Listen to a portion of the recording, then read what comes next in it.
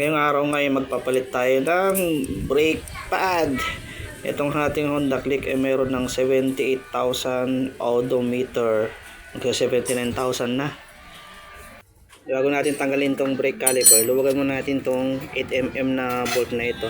Ito yung nag-hold ng brake pad. Saka natin isunod tong 10mm na nag-hold ng brake hose.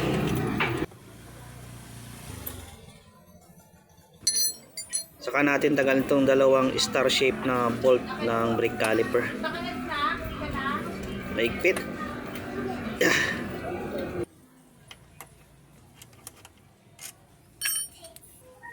Isa pa.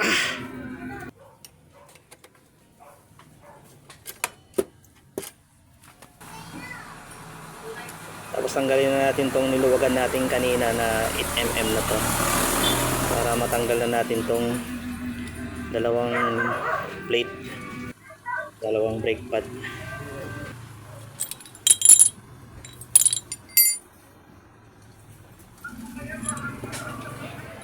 Makapal pa naman, ayan, mayroon pang guhit, pero palitan na natin to.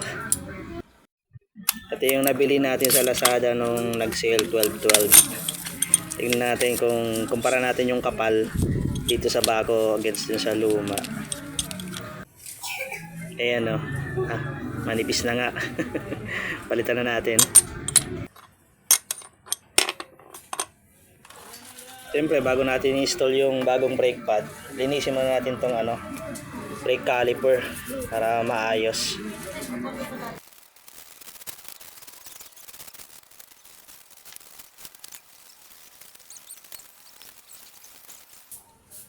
Pagkatapos ng sabunan, syempre banlawan natin ng tubig para matanggal yung mga sabon-sabon at hindi madulas.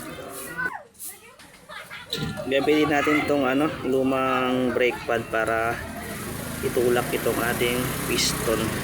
Kaya kailangan malinis yung brake caliper para yung piston pag tinulak natin pausog, paurong, hindi babalik yung dumi sa kanyang seal. Yan, tulak natin. Nahulog pa.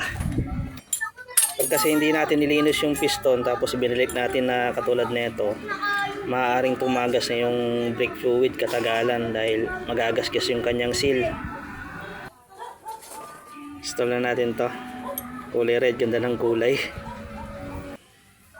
Yan, malagay lang natin yung ganito, yung pad. Yan. Tapos saka natin ilagay itong kanyang 8mm na bolt. Ito yung naglalak sa brake pad para hindi mahulog.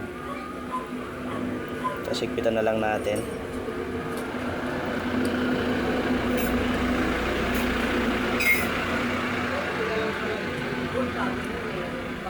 Yan, secure natin mabuti para hindi lumuwag. Ayan, bukan natin konti. At nilagay na sa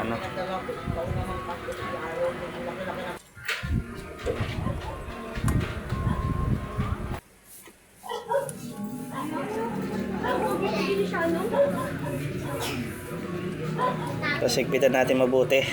Ayan. Ayan, secure natin. Ayan. Okay na. Ito pa palang 10mm na bolt para sa hose, brake hose holder. Higpitan natin.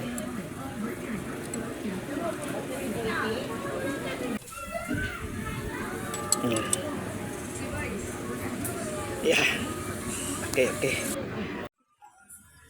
Pagkatapos ay ipap lang tong ating brake sa harap para mag-lock at maglapat na mabuti yung ating brake pad. Okay, good to go na tayo.